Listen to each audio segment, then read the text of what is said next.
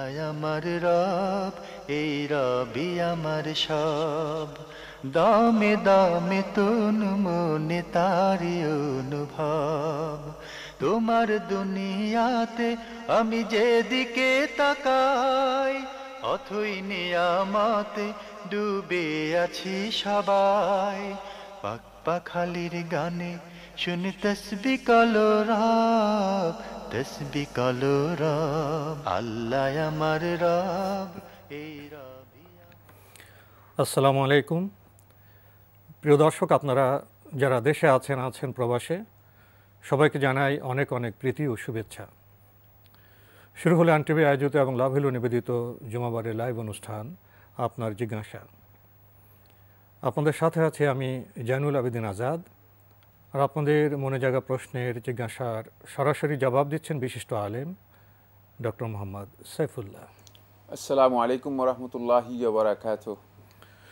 প্রিয় দর্শক, আমাদের আজকের প্রাসঙ্গিক আলোচনার বিষয় জীবনযাপনে ধৈর্য।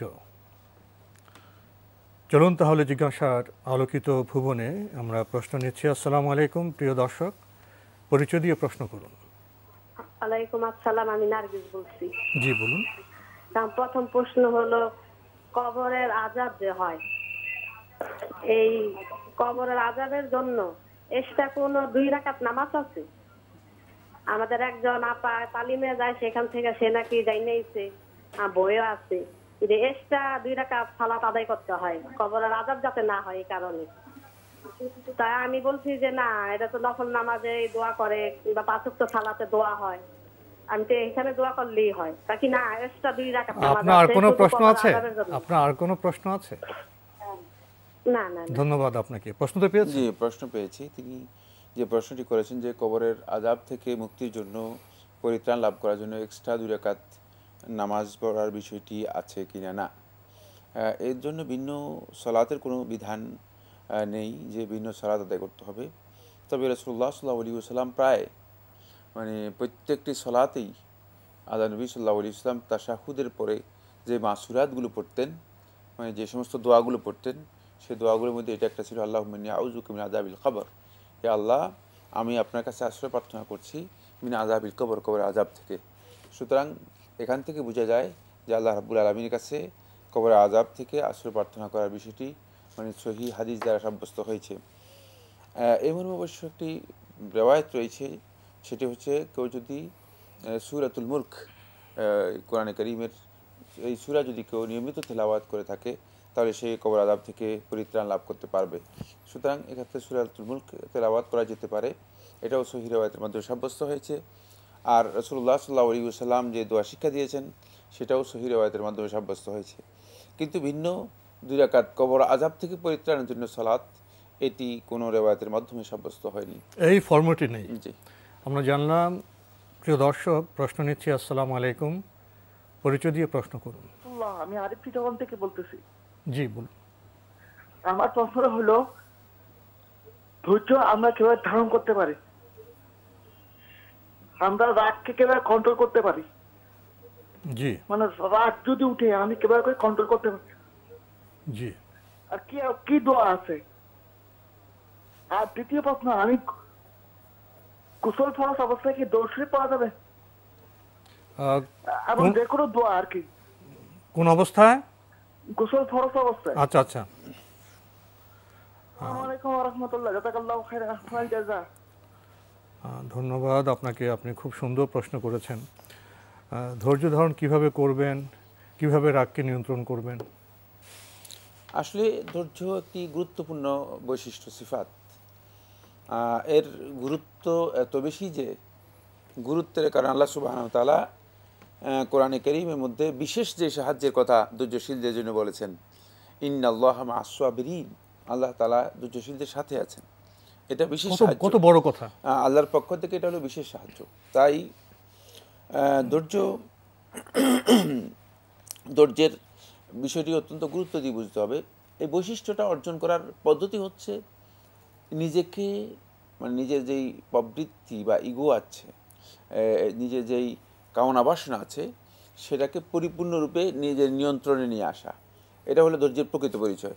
এই তাহাম্মুল বা এই বরদাস্ত করার বা কন্ট্রোল করার যে পদ্ধতি রয়েছে, এই পদ্ধতি হচ্ছে নিয়মিত মানে সুনির্দিষ্ট আল্লাহর যে বিধান রয়েছে এই বিধানগুলোর নিজে অনুসরণ করা, আনুগত্য করা। এগুলো যদি আপনি নিয়মিত অনুসরণ করে থাকেন আল্লাহর বিধানগুলো, এবং প্রবৃত্তির যেই আনুগত্য রয়েছে, শয়তানের যে আনুগত্য রয়েছে, এগুলো থেকে নিজেকে মুক্ত রাখতে পারেন, তাহলে আপনি আস্তে আস্তে আপনার মধ্যে হ্যাঁ এটা নিয়মিত করতে হবে। নিয়মিত করলে তারপরে সেই ধৈর্যের পর্যায়ে আসবে। এটি খুবই সহজ বিষয়, হঠাৎ করে এটা দোয়া পড়লাম হয়ে গেল না, হবে না, খুবই সহজ বিষয়, এই কথা বলার সুযোগ নেই। এবং এই জন্য দোয়ার শিক্ষা দেওয়া হয়নি, এর জন্য বরং সলাতের সাথে মানে আল্লাহ রাব্বুল আলামিন বলছে ইস্তাঈনু বিস-সাবরি ওয়াস-সালাহ, সলাতের আগে বলা হয়েছে সবরের কথা, কারণ হচ্ছে এটা কঠিন বিষয়। সবরের মাধ্যমে, সলাতের মাধ্যমে আল্লাহ তাআলা সাহায্য তুমি কামনা করো। তাই এই কাজটি এত গুরুত্বপূর্ণ যে এটাকে অভ্যাসে পরিণত করতে হবে, নিয়মিত মনিটরিং করতে হবে প্রত্যেকটা জিনিসকে। আমরা আল্লাহর বিধান মানতে গেলেই আমার যে অহং আছে, আমার যে প্রবৃত্তি আছে, রিপু আছে, এর সাথে আমার একটা দ্বন্দ্ব হচ্ছে। দ্বন্দ্ব আমি বিজয় হলে কন্টিনিউয়াস প্রসেসে আমি আস্তে আস্তে নিয়মিত এই কাজটি করতে হবে। এই কাজটি নিয়মিত করার পরে আল্লাহ রাসূল সাল্লাল্লাহু আলাইহি ওয়াসাল্লাম যেই ধৈর্যের জন্য দোয়ার কথা বলেছেন, তখন আপনি ধৈর্যের জন্য দোয়া করবেন আল্লাহ তার কাছে যে আল্লাহ আমাকে ধৈর্য ধারণ করার মতো ক্ষমতা দাও, শক্তি দাও। তখন নিয়মিত আপনি দোয়া করবেন। এক পর্যায়ে হয়তো আল্লাহ সুবহানাহু ওয়া তাআলা বান্দাদেরকে ধৈর্য ধারণ করার জন্য ক্ষমতা দিবে। এক্ষেত্রে শয়তান থেকে, রাগ থেকে বাঁচার জন্য মূলত আল্লাহ রাব্বুল আলামিনের আশ্রয় চাওয়া যেতে পারে। আউযু বিল্লাহি মিনাশ শাইতানির রাজিম, আউযু বিল্লাহি মিনাশ শাইতানির রাজিম মিন নাফখিহি ওয়া নাফাসিহি। এই যে রাসূলুল্লাহ সাল্লাল্লাহু আলাইহি ওয়াসাল্লাম যে দোয়াগুলো বলেছেন, শিক্ষা দিয়েছেন ইস্তিআযার মাধ্যমে, সেগুলো পড়তে পারেন। আল্লাহ তাআলার কাছে আশ্রয় চাইতে পারেন শয়তান থেকে, শয়তানের বিভিন্ন ওয়াসওয়াসা থেকে, এগুলো জায়েজ রয়েছে। কিন্তু এটা তখন যখন আপনি নিজেকে আসলে কন্ট্রোল করতে শুরু করবেন, কিন্তু আপনি নিজেকে প্রবৃত্তির গোলামে রূপান্তরিত করলেন, নিজেকে শয়তানের গোলামে রূপান্তরিত করলেন, আর আপনি শুধুমাত্র আল্লাহ তাআলার কাছে মানে দোয়া করতেছেন আউযু বিল্লাহি মিনাশ শাইতানির রাজিম, আমি বিতাড়িত শয়তান থেকে আমার আশ্রয় চাচ্ছি, তাহলে কিন্তু এইটা দোয়ার সাথে সামঞ্জস্যপূর্ণ হবে না। যেহেতু দোয়া এবং কর্ম দুটাকে সামঞ্জস্যপূর্ণ করতে হবে, তাই দোয়া এবং কর্ম দুটা যখন একসাথে হবে তখন সত্যিকার আল্লাহর বান্দা ধৈর্য ধারণ করতে পারবেন। আর রাগ নিয়ন্ত্রণে তো নিজের সাথে কথা বলতে হবে, এটা তার প্রতিতে জ্ঞানটা উপলব্ধিতে আনতে হবে। রাগ শুধুই ক্ষতিকর, রাগ ধ্বংসের কারণ। নিজের সাথে কথা না বললে অবিরত রাগ তো হঠাৎ করে নিয়ন্ত্রণ করা যাবে না। একই মানে রাগ নিয়ন্ত্রণ যেটা, সেটাই মানে ধৈর্যের মানে ধৈর্যের ফল। জি, আমরা জানলাম খুবই গুরুত্বপূর্ণ বিষয়ে। প্রিয় দর্শক, প্রশ্ন নিচ্ছি। আসসালামু আলাইকুম, পরিচয় দিয়ে প্রশ্ন করুন। হ্যালো, আসসালামু আলাইকুম। ওয়ালাইকুম আসসালাম। হ্যাঁ, আমরা প্রশ্ন করছিলাম যে আমি একজন সরকারি কর্মকর্তা, তা আমরা যে জিপিএফ এর যে টাকা রাখি ওখানে যে সুদ দেয়, এখন ওইটা কি বৈধ না অবৈধ? ধন্যবাদ আপনাকে। এর আগে আমাদের ভাইয়ের একটা প্রশ্ন রয়ে গিয়েছিল, গোসল ফরজ অবস্থায় কি দোয়া দরুদ এগুলো করা যাবে? হ্যাঁ, গোসল ফরজ অবস্থায় আপনি যে কোনো ধরনের দোয়া করতে পারবেন, দোয়া করা জায়েজ রয়েছে, দরুদও পড়া জায়েজ রয়েছে। তবে মানে ইমানদার ব্যক্তিগণ মানে গোসল ফরজ হলে মানে তাদের তাকওয়া এবং ঈমানের মানে হচ্ছে দাবি হচ্ছে যথাসম্ভব দ্রুত গোসল করে নেবেন। মানে অপবিত্র অবস্থায় দীর্ঘ সময় কন্টিনিউ করা, এটি মূলত তাকওয়া এর পরিপন্থী কাজ, কোনো সন্দেহ নেই। এটা তো ফিতরাতের দাবি, পরিচ্ছন্ন জীবনযাপন করা। আমাদের ভাই প্রশ্ন করেছেন, সরকারি কর্মকর্তা ডিপিএসে যে টাকাটা রাখেন সুদ দেওয়া হয়, এটা কি বৈধ না অবৈধ? না, সরকারি কর্মকর্তা হোক, বেসরকারি কর্মকর্তা হোক, সুদ সকলের জন্য হারাম। মুসলিম হোক, মুসলিম নর হোক, মুসলিম নারী হোক, সুদ ইসলামী শরীয়তের মধ্যে হারাম। সুতরাং এটি মানে প্রশ্ন করার কোনো অবকাশ নেই, এটি প্রশ্ন করার বিষয়ও না। আমরা প্রশ্ন নিচ্ছি। আসসালামু আলাইকুম, প্রিয় দর্শক, পরিচয় দিয়ে প্রশ্ন করুন। ওয়ালাইকুম আসসালাম ওয়া রাহমাতুল্লাহি ওয়া বারাকাতুহু। জি বলুন। আমার একটা ছোট প্রশ্ন ছিল যে এই কাবাগর যে আমরা সরাসরি লাইভ দেখতেছি, এর থেকে আমাদের কোনো ফায়দা আছে কিনা?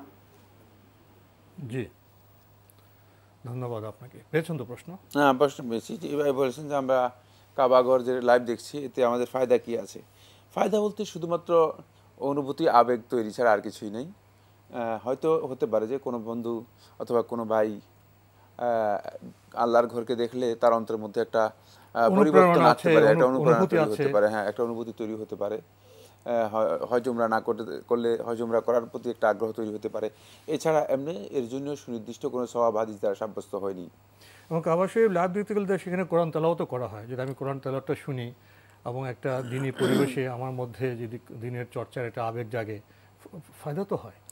না, ওই ধরনের ফায়দা, কিন্তু ফায়দা বলতে উনি যেটা প্রশ্ন করেছেন সওয়াবে, হ্যাঁ, সুনির্দিষ্ট কোনো সওয়াবের বিষয়ে হাদিস আসেনি। জি, ফায়দা বলতে উনি এই ফায়দা তো অবশ্যই হবে। আমরা টেলিফোন নিচ্ছি। আসসালামু আলাইকুম প্রিয় দর্শক, পরিচয় দিয়ে প্রশ্ন করুন। জি, আসসালামু আলাইকুম, আমি সুমাইয়া সাভার থেকে বলতেছি। জি বলুন। আচ্ছা, আমরা যে মহিলারা ঘরে বসে সালাত আদায় করে, সেই সালাতে কি ইকামত দিতে হয় ফরজ সালাতে? আর কোনো প্রশ্ন আছে? যেহেতু আর কোনো প্রশ্ন আছে? প্রশ্ন হচ্ছে রবিউল আউয়াল মাসে কোনো বাড়তি ইবাদত আছে কিনা সেটা একটু বলবেন। ধন্যবাদ আপনাকে, আপনি খুব সুন্দর প্রশ্ন করেছেন। মহিলারা যে ঘরে সালাত আদায় করেন ফরজ সালাত, সেখানে কি কোনো ইকামত দেওয়ার বিষয় আছে?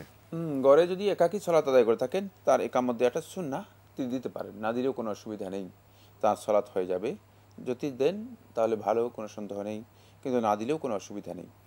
দ্বিতীয় প্রশ্ন, রবিউল আউয়াল মাসে কি বিশেষ কোনো ইবাদত আছে?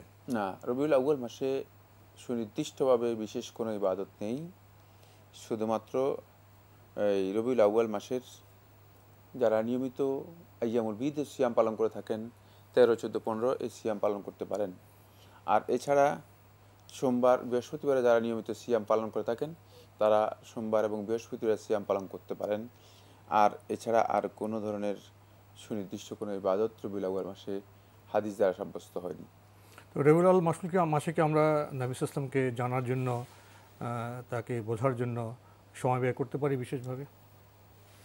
মানে এটা ইবাদতের অংশ হিসেবে মনে করার সুযোগ নেই, ফরম্যাট তৈরি করার কোনো সুযোগ নেই, তাহলে এটা পুরোটাই বেদাত হয়ে যাবে। এবং এমনি যদি আল্লাহর বান্দাগণ আল্লাহ রাসূল সাল্লাল্লাহু আলাইহি ওয়াসাল্লামের জীবনী চর্চা করেন, সেটা করা নাজায়েজ কিছুই নয়, কিন্তু এটাকে মানে রবিউল আউয়ালের মধ্যেই সীমাবদ্ধ করতে হবে, নির্দিষ্ট করা, কাঠামো তৈরি করা এটি জায়েজ নেই, তাহলে এটা বেদাত হয়ে যাবে। কারণ কোনোভাবেই মানে ইসলামের কোনো বিষয়কে ইবাদতে রূপান্তরিত করার আমরা কেউ নতুন করে ইবাদত যোগ করতে পারবো না, ব্যক্তির কোনো রাসূলকে জানার চেষ্টা করতে পারি, বোঝার চেষ্টা করতে পারি। সেটা হ্যাঁ, সেটা হচ্ছে রবিউল আউয়াল মাসে যদি মানে নবী সাল্লাল্লাহু আলাইহি ওয়াসাল্লামের জীবনীর উপর চর্চা হয়, আলোচনা হয়, এটা ভালো কথা, করা যেতে পারে, কিন্তু সেটাকে ইবাদতের রূপ দেওয়ার কোনো সুযোগ নেই। মানে কোনো বান্দার কোনো ক্ষমতা নেই, কোনো সুযোগ নেই যে ইবাদত তৈরি করবে নতুন করে, এটা তো কোনো সুযোগ নেই। ইবাদত তো আল্লাহ ও রাসূল আমাদের জন্য ঠিক করে নির্দিষ্ট করা আছে। জি, এটা সুনির্দিষ্ট বিষয়। আমরা জানলাম। প্রিয় দর্শক, প্রশ্ন নিচ্ছে। আসসালামু আলাইকুম, পরিচয় দিয়ে প্রশ্ন করুন। আসসালামু আলাইকুম। ওয়ালাইকুম আসসালাম। আমি ঢাকা নাখালপাড়া থেকে মোহাম্মদ জানাউল ইসলাম। জি ভাইয়া বলুন। জি, আমার দুটো প্রশ্ন আর কি। প্রথম প্রশ্ন ছিল ঈদে মিলাদুন্নবী নিয়ে আর কি। এখন আমাদের দেশে কিছু কিছু আলেম বলতেছে ঈদে মিলাদুন্নবী নাকি তিরমিজি শরীফের একটা অধ্যায় আছে ঈদে মিলাদুন্নবী পালন করার বিষয় আর কি। জি, এই কথাটা কতটুকু সহি আর কি। আর আমার দ্বিতীয় প্রশ্ন হলো দিন কায়েম বলতে কি বোঝায়? দিন কায়েম বলতে কি রাষ্ট্রীয় দিন কায়েম নাকি ব্যক্তি জীবন দিন কায়েম? ধন্যবাদ আপনাকে। আসলে মিলাদুন্নবী নিয়ে আমাদের সমাজে অনেক কথা হয়, অনেক অনুষ্ঠান হয়, অনেক বিষয় হয়, মিশ্রণ হয়, ভুল বোঝাবুঝির সৃষ্টি হয়। আমরা নবী সাল্লাল্লাহু আলাইহি ওয়াসাল্লামকে ভালোবাসবো, নবী সাল্লাল্লাহু আলাইহি ওয়াসাল্লামকে ভালোবাসাটা আমাদের ঈমানের সাথে জড়িত, আকীদা বিশ্বাসের সাথে জড়িত। আমরা মুসলিমরা প্রতিনিয়ত তো নবী সাল্লাল্লাহু আলাইহি ওয়াসাল্লামকে ভালোবাসবো। নামাজে তো 5 ওয়াক্ত নামাজে তো আমরা দরুদ পড়ি। নবী সাল্লাল্লাহু আলাইহি ওয়াসাল্লামকে ছাড়া মুসলমানদের জীবন যাপনের কোনো দিন, কোনো রাত, কোনো প্রহর যেতে পারে না। নবী সাল্লাল্লাহু আলাইহি ওয়াসাল্লামকে ভালোবাসার সাথে আমাদের ইবাদত জড়িত, আমাদের ঈমান জড়িত। কিন্তু প্রশ্ন হলো তাকে কীভাবে ভালোবাসবো? এটা কি নিত্য নতুন মানুষ যা কথা বলে তার আলোকে, না সাহাবারা যেভাবে নবী সাল্লাল্লাহু আলাইহি ওয়াসাল্লামকে ভালোবেসেছেন তাদের আমল তা দেখে? এই প্রশ্নটা এখানে এসে যায়। আপনি আলেমের কথা বলেছেন, সব আলেম কি একরকম কথা বলে? সব আলেমের জ্ঞানের স্তর কি একরকম? এসব প্রশ্ন আসে, আমি সেখানে যেতে চাচ্ছি না। তো কি বলবেন? ভাই, প্রথমে যে প্রশ্নটি করেছেন সেটি আসলে ঈদ মিলাদুন্নবী নামে যে ঈদ মানে এখন আবিষ্কার করা হয়েছে, নতুন করে যে ঈদ ইসলামের মধ্যে সংযোজন করা হয়েছে, এটি রাসূলুল্লাহ সাল্লাল্লাহু আলাইহি ওয়াসাল্লাম তার জীবনে কোনোদিন একবারের জন্য করেন নাই। সাহাবারা করেছেন কিনা? একটু যে রাসূলুল্লাহ সাল্লাল্লাহু আলাইহি ওয়াসাল্লাম জীবনে কোনোদিন একবারও করেন নাই। আল্লাহ নবী সাল্লাল্লাহু আলাইহি ওয়াসাল্লাম তার জীবনে একবার করেছেন এরকম বিষয়ে রেওয়ায়াতের মাধ্যমে, হাদিসের মাধ্যমে সাব্যস্ত হয়েছে। রাসূলুল্লাহ সাল্লাল্লাহু আলাইহি ওয়াসাল্লাম তার জীবনে হজ একবার করেছেন, প্রায় 6 শতাধিক হাদিস এই বিষয়ে বর্ণিত হয়েছে। রাসূলুল্লাহ সাল্লাল্লাহু আলাইহি ওয়াসাল্লাম সলাতুল কুসুফ, সূর্যগ্রহণের সলাত জীবনে একবার করেছেন, রেওয়ায়াত দ্বারা সাব্যস্ত হয়েছে। এই মর্মে আল্লাহ রাসূল সাল্লাল্লাহু আলাইহি ওয়াসাল্লাম থেকে প্রায় 8 জন সাহাবী হাদিস বর্ণনা করেছেন। কিন্তু রাসূল সাল্লাল্লাহু আলাইহি ওয়াসাল্লাম জীবনে কোনোদিন ঈদে মিলাদুন্নবী করেছেন এই মর্মে আল্লাহ রাসূল সাল্লাল্লাহু আলাইহি ওয়াসাল্লাম থেকে না মিথ্যা হাদিস হয়েছে, সহিহ হাদিস তো দূরের কথা, কেউ মিথ্যা হাদিসও বানাওয়াট করেনি। সুতরাং এটি ইসলামের ইবাদত হিসেবে কবে তৈরি হলো এটা আমাদের জানতে হবে। এটা ইসলামের ইবাদতের দীর্ঘ একটি আলোচ্য বিষয়। অবশ্য এই প্রশ্ন মানে অনেক দীর্ঘ আলোচনা দাবি রাখে। এটি মানে ইসলামের মধ্যে ইবাদত হিসেবে মূলত যখন ফাতেমি এবং ওবাইদি সম্প্রদায় মিশরে ক্ষমতায় আসলো তখন তারা এগুলো আবিষ্কার করে, এবং এই ধরনের আবিষ্কার মূলত অন্য সংস্কৃতি থেকে মূলত ইসলামের মধ্যে অনুপ্রবেশ করেছে, ইসলামী সংস্কৃতি থেকে নয়। রাসূল সাল্লাল্লাহু আলাইহি ওয়াসাল্লাম করেননি। তার পরবর্তী সময় আবু বকর রাদিয়াল্লাহু তাআলা আনহু 2 বছর ক্ষমতায় ছিলেন, ইবনুল খাত্তাব রাদিয়াল্লাহু তাআলা আনহু 10 বছর ক্ষমতায় ছিলেন, প্রায় 12 বছরের মতো ওসমান ইবনে আফফান ক্ষমতায় ছিলেন, তারপরে আলী ইবনে আবি তালিব রাদিয়াল্লাহু তাআলা আনহু প্রায় 5 বছরের মতো ক্ষমতায় ছিলেন, তারপরে হাসান ইবনে আলী রাদিয়াল্লাহু তাআলা 6 মাস ক্ষমতায় ছিলেন। এরপরে উমাইয়া খেলাফতের শাসন আসলো, মানে এরপরে আব্বাসীয় খেলাফতের সময় আসলো। আইম্মাতুল ইজতিহাদ যারা ছিলেন তারা সবাই অতিক্রম করে গেল। ইমাম আবু হানিফা রাহমাতুল্লাহ আলাইহি, ইমাম শাফি, ইমাম মালিক, আহমদ ইবনে হাম্বল সহ অন্যরা কেউ করেছেন তাদের জীবনে এর কোনো প্রমাণ নেই। সুতরাং যে বক্তব্যটি উল্লেখ করেছেন তিরমিজি এর মধ্যে রয়েছে, এটা ঈদ শব্দই সেখানে নেই। রাসূল সাল্লাল্লাহু আলাইহি ওয়াসাল্লামের জন্ম তো হয়েছে, কেউ তো দুনিয়ার কেউ তো এটাকে অস্বীকার করে নাই। রাসূল সাল্লাল্লাহু আলাইহি ওয়াসাল্লাম মিলাদ অর্থ তো জন্ম, মিলাদ হচ্ছে মিলাদুন্নবী, রাসূল সাল্লাল্লাহু আলাইহি ওয়াসাল্লামের জন্ম। রাসূল সাল্লাল্লাহু আলাইহি ওয়াসাল্লামের জন্মের বিষয়টি মানে যদি কোনো কিতাবের মধ্যে থাকে এটার অর্থ ঈদ মিলাদুন্নবী না, এটা একটা বিকৃত ব্যাখ্যা, বিকৃত বক্তব্য। যে এই কথাটি ইমাম তিরমিজি উল্লেখ করেছেন সেটা হচ্ছে আল্লাহ রাসূল সাল্লাল্লাহু আলাইহি ওয়াসাল্লাম জন্ম সংক্রান্ত একটি হাদিস বর্ণনা করেছেন। তো জন্ম সংক্রান্ত হাদিস অনেক বর্ণিত হয়েছে রাসূল সাল্লাল্লাহু আলাইহি ওয়াসাল্লামের, সেগুলোর মধ্যে বিভিন্ন বর্ণনা রয়েছে। কিন্তু ঈদ মিলাদুন্নবী নামে যে 3rd বা 4th ঈদ যেটা নতুন করে আবিষ্কার করা হয়েছে, অনুষ্ঠান না, অনুষ্ঠান নয়, এটা ঈদ। এই ঈদ কোনোভাবেই আল্লাহ নবী সাল্লাল্লাহু আলাইহি ওয়াসাল্লামের থেকে বর্ণিত হয়নি, সাহাবায়ে কেরামদের থেকে বর্ণিত হয়নি, পরবর্তী তাবেঈন সহ কারো কাছ থেকে এটি বর্ণিত হয়নি। এটা মূলত যারা প্রবৃত্তির অনুসারী অথবা যারা বিভিন্ন ধরনের চিন্তাধারায় বিচ্যুত চিন্তাধারার অধিকারী বা বেদাতি চিন্তাধারা যাদের মধ্যে প্রবল হয়েছে তারাই আবিষ্কার করেছে। এদের মধ্যে সব প্রথম পর্যায়ে মুসলিম সুন্নিরা এটাকে কোনোভাবেই অ্যাকসেপ্ট করেনি। একেবারে 624 হিজরি পর্যন্ত সুন্নি যারা আহলুস সুন্নাত ওয়াল জামাতের অনুসারী ছিলেন, আহলুস সুন্নাত বলতে যাদেরকে বোঝানো হতো, তারা কখনো এর সাথে সম্পৃক্ত ছিল না। 624 পর্যন্ত ইতিহাসের মাধ্যমে প্রমাণিত হয়েছে। কিন্তু পরবর্তী সময় এটা ওই শিয়া এবং ফাতিমি সম্প্রদায় থেকে আস্তে আস্তে করে সুন্নিদের মধ্যেও এর প্রভাব বিস্তার লাভ করে এবং এটি একটি চিন্তাধারায় রূপান্তরিত হয়। কিন্তু এখন বর্তমানে যে ঈদ করা হচ্ছে সেটা আরও ভয়ঙ্কর, কারণ তখনকার সময় তারা ঈদ মিলাদুন্নবী নাম দেয়নি, মানে মিলাদুন্নবী নাম দিয়েছে, ঈদ হিসেবে আখ্যায়িত করেনি। ঈদ শব্দ যোগ হয়েছে অনেক পরে, আরও অনেক পরে, মানে এই বেদাত চালু হয়েছে, মানে ওই 625 বা 26-এর কথা বলছি। কিন্তু তারা সেটাকে ঈদ হিসেবে আখ্যায়িত করেনি, তারা নবী সাল্লাল্লাহু আলাইহি ওয়াসাল্লামের জন্মদিন হিসেবে আখ্যায়িত করেছে। কিন্তু বর্তমানে এটাকে ঈদ হিসেবে আখ্যায়িত করে দেওয়া হচ্ছে, অথচ নবী সাল্লাল্লাহু আলাইহি ওয়াসাল্লামের জন্ম তারিখ নিয়ে উলামায়ে কেরামদের মধ্যে 6টি বক্তব্য রয়েছে এবং কোনো ঐতিহাসিক বর্ণনার মাধ্যমে সাব্যস্ত হয়নি যে নবী সাল্লাল্লাহু আলাইহি ওয়াসাল্লাম এত তারিখে জন্মগ্রহণ করেছেন।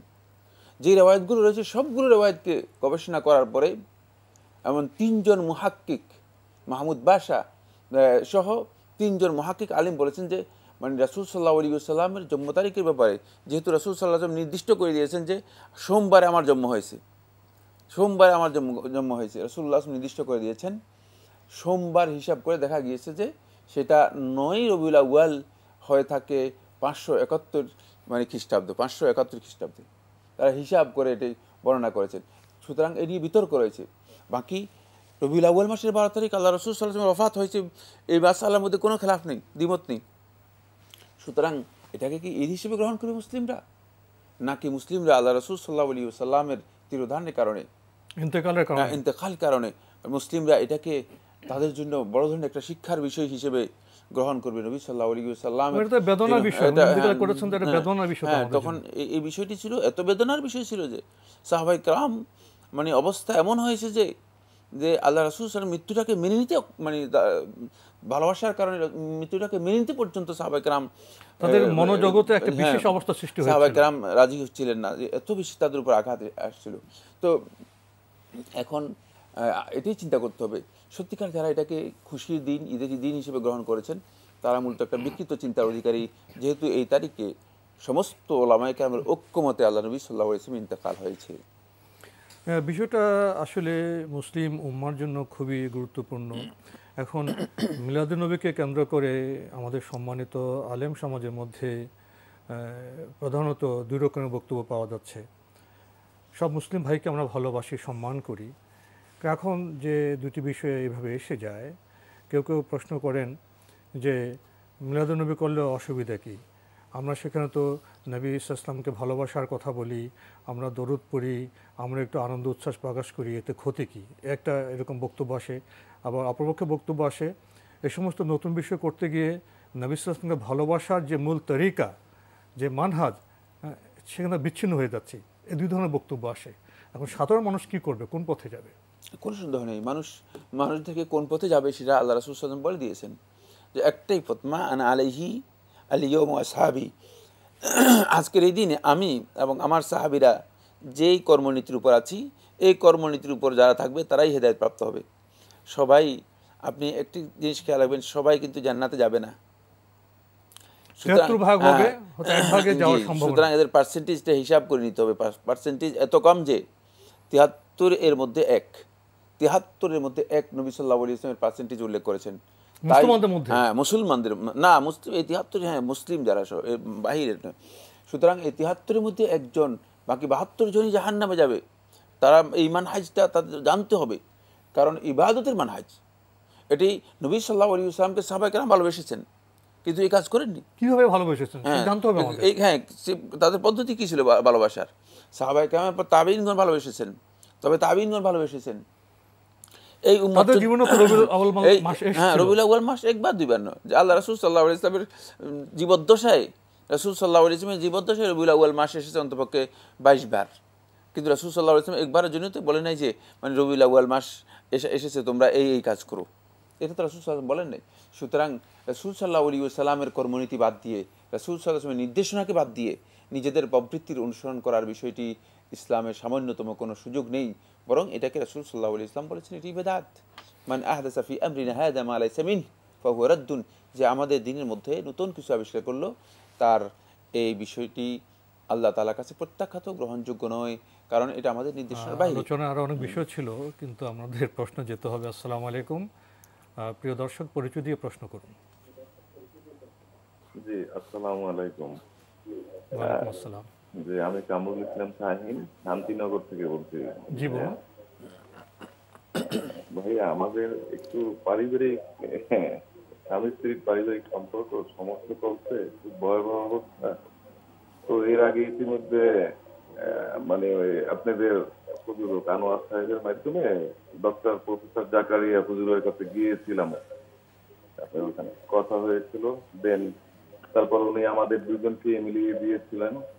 পরে ঘটনাটা হয়েছে, আমার স্ত্রী বলছে কোনো সময় ঝগড়ার মধ্যে কোনো এক সময় আমি নাকি তাকে তালাকের কথা বলেছি, তালাক দিয়েছি, এর 5-6 বছর আগে।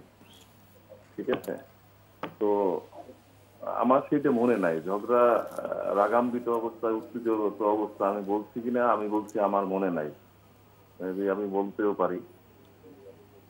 তারপর যেইখানে ও যাদের সাক্ষী রেখেছে, ওর আম্মা, ওর ফুপু, আমার ভাই বোন, তাদের মধ্যে নাকি বলেছে, তারা অলরেডি লিখিত সাক্ষী দিয়েছে, তারা শুনে নেই। এখন হুজুরে মিলিয়ে দেওয়ার পরে ও বলতেছে যে না, আমার এইখানে সে আজকে 4-5 মাস পর্যন্ত একই ঘরে আলাদা রুমেই থাকছে, এবং বলছে যে আমার এইখানে কোনো পাপ অন্যায় আছে কিনা, আমি যদি থাকি, আমি শুনছি, অথচ আমার মনে নাই আমি বলছি কিনা। ধন্যবাদ। আপনারই তো প্রশ্ন, তাই না? এইটা জানার জন্য। জি, ধন্যবাদ আপনাকে। আমরা এখন একটা ছোট বিরতিতে যাব ইনশাল্লাহ। বিরতির পরে আমরা আপনার এবং আমাদের আগের ভাইয়ের একটা প্রশ্ন রয়ে গেছে, ওইসব প্রশ্নের জবাব দেওয়ার চেষ্টা করব। প্রিয় দর্শক, আমাদের সাথেই থাকুন। আল্লাহ আমার রব, এই রবি আমার সব। আল্লাহ আমার রব, এই রবি আমার সব।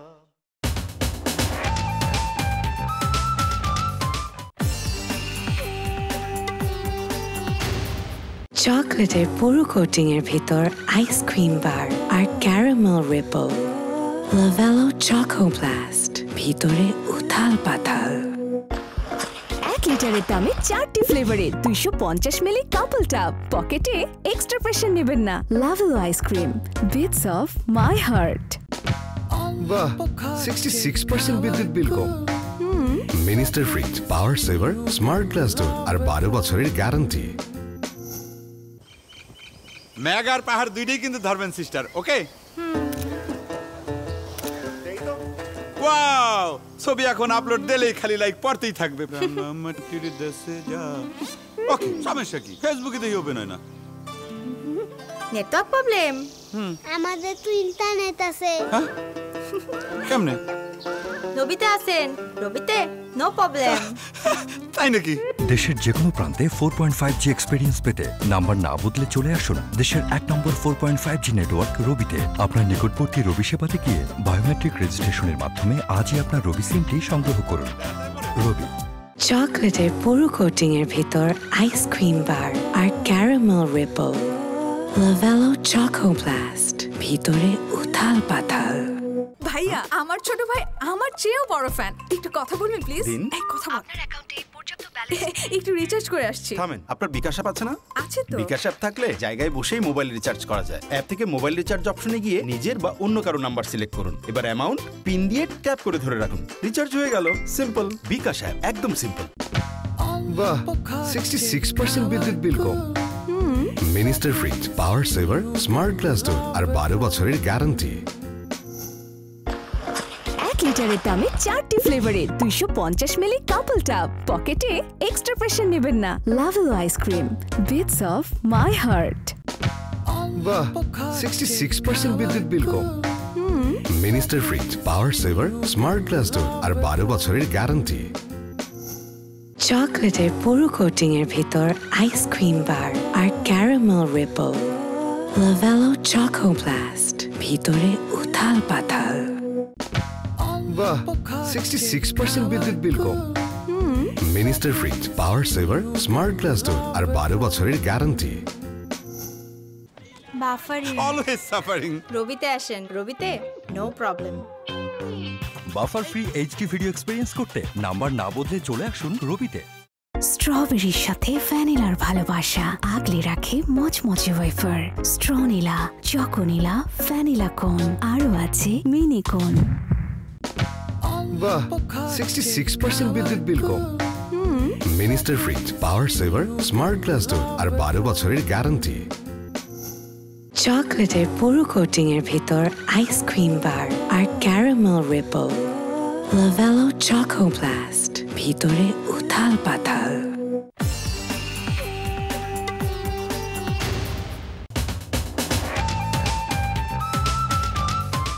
আল্লাহ আমার রব, এই রবি আমার সব। আল্লাহ আমার রব, এই রবি আমার সব। প্রিয় দর্শক, বিরতির পর আমরা আবার ফিরে এলাম আপনার জিজ্ঞাসায়। বিরতির আগে দুই ভাইয়ের দুটি প্রশ্ন ছিল। এক ভাই প্রশ্ন করেছিলেন যে দিন কায়েম প্রসঙ্গে উনি জানতে চেয়েছেন দিন কায়েম কি রাজনীতিতে না ব্যক্তি জীবনে?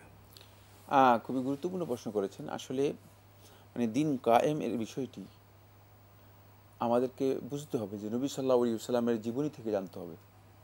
নবী সাল্লাল্লাহু আলাইহি ওয়াসাল্লাম কি তার শুধু ব্যক্তি জীবনে দিন কায়েম করেছেন, না নবী সাল্লাল্লাহু আলাইহি ওয়াসাল্লাম জীবনে প্রত্যেকটি পর্যায়ে দিন কায়েম করেছেন? দিন কি আসলে ইনকমপ্লিট না কমপ্লিট? আল্লাহ সুবহানাহু ওয়া তাআলা কোরআনে কারীমের মধ্যে বলে দিয়েছেন, আল ইয়াউমা আকমালতু লাকুম দীনাকুম ওয়া আতমামতু আলাইকুম নি'মাতি ওয়া রাদিতু লাকুমুল ইসলামা দীনা। যে আজকের এই দিনে তোমাদের দিনকে পরিপূর্ণ করে দিয়েছি। ইসলাম যদি পরিপূর্ণ হয়, ইসলামকে খণ্ডিতভাবে মানে বাস্তবায়ন করার, ইসলামকে খণ্ডিতভাবে কায়েম করার কোনো দৃষ্টিভঙ্গি শুদ্ধ নয়। ইসলামকে কমপ্লিট এবং পরিপূর্ণভাবে ইসলামকে প্রতিষ্ঠা করতে হবে, কায়েম করতে হবে। সেটা ব্যক্তি জীবন থেকে আরম্ভ করে জীবনের প্রত্যেকটি পর্যায়ে নবী সাল্লাল্লাহু আলাইহি ওয়াসাল্লামের মানহাজ যদি আমরা দেখি, তাহলে আমাদের কাছে স্পষ্ট হয়ে যাবে নবী সাল্লাল্লাহু আলাইহি ওয়াসাল্লাম শুধুমাত্র ব্যক্তি জীবনে মানে সালাত সিয়ামের মধ্যে দিনকে কায়েম করেছেন, ঘরে বাইরে বাণিজ্যে, পররাষ্ট্রনীতিতে, রাজনীতিতে, অর্থনীতিতে, সমাজনীতিতে এমন নয়। নবী সাল্লাল্লাহু আলাইহি ওয়াসাল্লাম সকল কিছুতে করেছেন। এখন এই কনসেপ্ট গলত যে কেউ শুধু দিন কায়েম বলতে শুধুমাত্র মানে রাজনীতিকে মানে মনে করে, ওইটাও খণ্ডিত, এটাও খণ্ডিত একটা চিন্তা। আবার কেউ শুধু ব্যক্তি জীবনে এটাও খণ্ডিত। দিন কায়েম মানে বলতে মনে করেন যে শুধুমাত্র নামাজ, রোজা, হজ, যাকাত এই 4-5টা কাজ করলেই দিন কায়েম হয়ে গেল না। এটা একই কনসেপ্ট, পুরোটাই ভুল। বরং সহি কনসেপ্ট হচ্ছে নবী সাল্লাল্লাহু আলাইহি ওয়াসাল্লাম মানহাজ, তার জীবনী থেকে যদি আপনি গ্রহণ করেন, দেখবেন নবী সাল্লাল্লাহু আলাইহি ওয়াসাল্লাম জীবনের প্রত্যেকটি পর্যায়ে দিন কায়েম করেছেন। কোনোটাকেই ক্ষুদ্র করে দেখার সামান্যতম কোনো সুযোগ নেই কোনো বিষয়কে। এমনকি ইসলামের সামান্য ক্ষুদ্র বিষয় যেটাকে মনে করা হয় থাকে, যেহেতু ওহীর মাধ্যমে সাব্যস্ত হয়েছে বিষয়গুলো, সুতরাং এগুলোর গুরুত্ব অপরিসীম, এতেও কোনো সন্দেহ নেই। আমরা জানলাম। প্রিয় দর্শক, আমাদের আরেক ভাই প্রশ্ন করেছেন ব্যক্তিগত জীবনযাপন প্রসঙ্গে, স্বামী স্ত্রীর প্রসঙ্গে ঝগড়া হয়েছে, একবার তালাক হয়েছে, এক মোহতারাম কালেম তাদেরকে মিলিয়ে দিয়েছেন এবং স্বামীর ঘরে স্ত্রী আছেন। তিনি স্বামীর বক্তব্য অনুযায়ী 5-6 মাস ধরে নিজেকে আলাদা প্রকোষ্ঠে, আলাদা কক্ষে সীমাবদ্ধ করে রেখেছেন, স্বামীর সাথে মেলামেশা নাই। এ অবস্থায় কি করা সঠিক শরিয়ার বিধান অনুযায়ী? এবার প্রশ্ন থেকে আমি যেটা বুঝতে পেরেছি সেটি হচ্ছে মানে তার ওয়াইফ নিজেকে একটা মানে বিনা প্রকোষ্ঠে বা মানে তার কাছ থেকে পৃথক রেখেছেন, কিন্তু এই অধিকার ইসলাম তাকে দেয়নি। যদি তিনি মানে এখানে সংসার করেন বা দাম্পত্য জীবন কন্টিনিউ করেন, তাহলে ইসলামী বিধান অনুযায়ী দাম্পত্য জীবন ইসলামী বিধান অনুযায়ী করতে হবে। ইসলাম যেভাবে করতে বলেছে সেভাবে করতে হবে।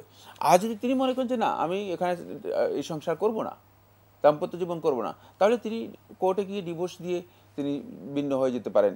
কিন্তু তার এই এখতিয়ার নেই যে মানে তিনি ভিন্ন একটা মানে রুমের মধ্যে থাকবেন, সেখানে মানে স্বামীর উপর কর্তৃত্ব করবেন বা স্বামী, তার এই এখতিয়ার ইসলাম এভাবে দেয়নি।